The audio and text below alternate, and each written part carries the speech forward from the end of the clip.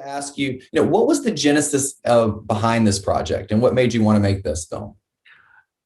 I knew Pete was an up and coming star. I mean, he was just mayor of South Bend, so not necessarily a launch pad into national political life, but he had caught my eye, and the opportunity here was to have access to him with this underdog campaign. When we started the project, he had a staff of 4.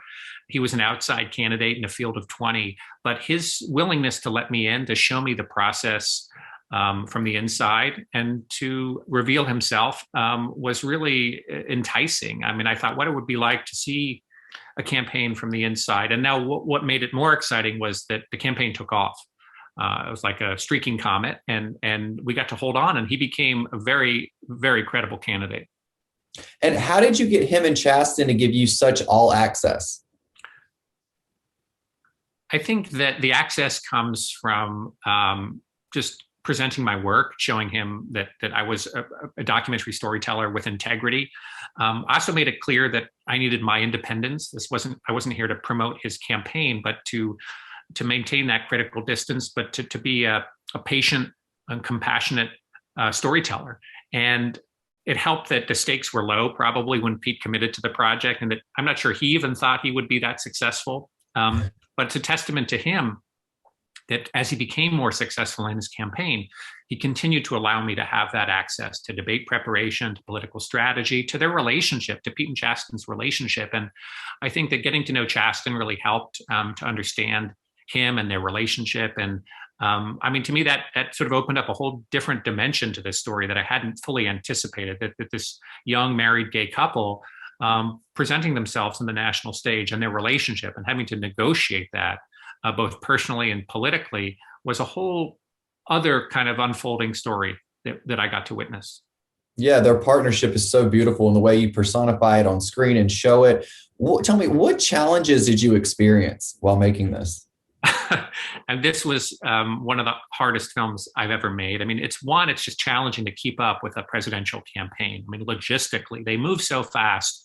There's a lot of staff around Pete whose job it is to essentially keep me away from him, even though he committed to the project. So just negotiating that, being in the right place at the right time. I mean, this kind of documentary storytelling, which relies on unscripted moments, big and small, just depends on being there with your camera and rolling when it happens. And so that was hard. I think sort of keeping perspective, like what is the story I'm trying to tell? And what are the moments I need to tell it is always hard. You're sort of writing the story in your head as you're shooting. I'm trying to balance the political story and the personal story, trying to figure out, where to be and how to be there was really hard. And I work by myself. I don't have a big crew. Of course, I partner with people in the edit room, and my wife's my producer, and she really helps me figure some of this stuff out. But I felt a little bit lost, but I think you got to get lost to be found. With documentary storytelling, and I think we found our way to the right story at the end of this very difficult process. Well, I absolutely agree. Now, what was your objective when making the film, your goals, and what do you hope people will take from it? I did find very resonant, powerful Pete's message in the campaign of belonging. I think that just as an American, looking at the world around us, the division, the polarization, the hate that we see, the politicians who stoke those feelings, I really connected with Pete's message personally, and I think a lot of people did in this campaign. I think that's why he was successful in Iowa and nationally. And I didn't set it out because I was a Pete supporter. I was curious about, how do we elect our political leaders? Who are they? What is the process they have to negotiate on a presidential stage to be a credible candidate? I think you see Pete work through that. And I found that to be really fascinating to watch, to be himself, his authentic self, but also satisfy the demands of this intense public exhibition of who you are and connecting with people emotionally, which you hear him, talk about that struggle. I mean, he's not a very demonstrative person emotionally, and yet his advisors are telling him you have to do that to connect. And I think that's a really fascinating journey to watch someone go on.